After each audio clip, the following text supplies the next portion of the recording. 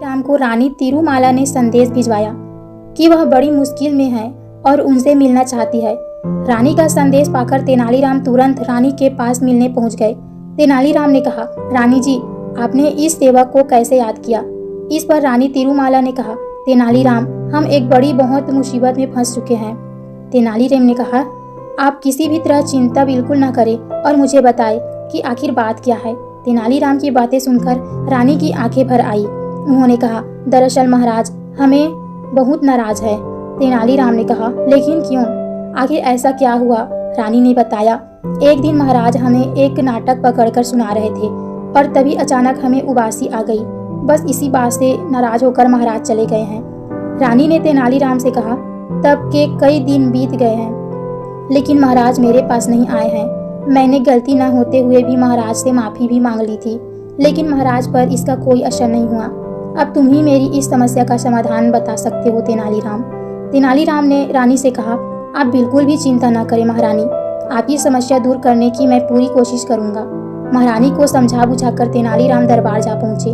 महाराज कृष्णदेव राय राज्य में चावल की खेती के लिए मंत्रियों के साथ चर्चा कर रहे थे।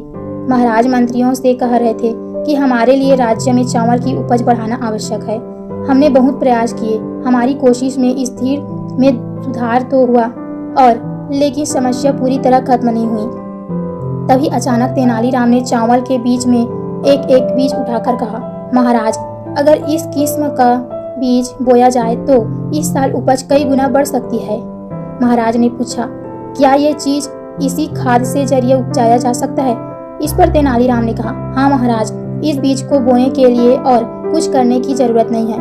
परंतु महाराज ने पूछा, परंतु क्या तेनालीराम? तेनालीराम ने जवाब दिया, शर्त यह है कि इस बीज को बोने के लिए सींचने और काटने वाला व्यक्ति ऐसा होना चाहिए जिसे जीवन में कभी उबासी न आई हो और न ही कभी उसे उबासी आए। यह बात सुनकर महाराज ने भड़कते हुए कहा, तेनालीराम, तुम्हारे जैसा मूर्ख व्यक्ति मैंने आज तक नहीं देखा। महाराज ने बिगड़ते हुए कहा, क्या संसार में ऐसा कोई होगा जिसे कभी उबासी नहीं आई हो?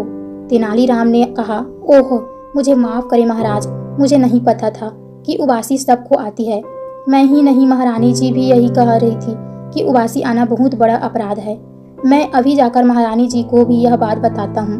तेनालीराम की बात पूरी तरह महाराज को समझ आ गई कि वे समझ गए तेनालीराम ने यह बात उन्हें सही रास्ता दिखाने के लिए कही थी।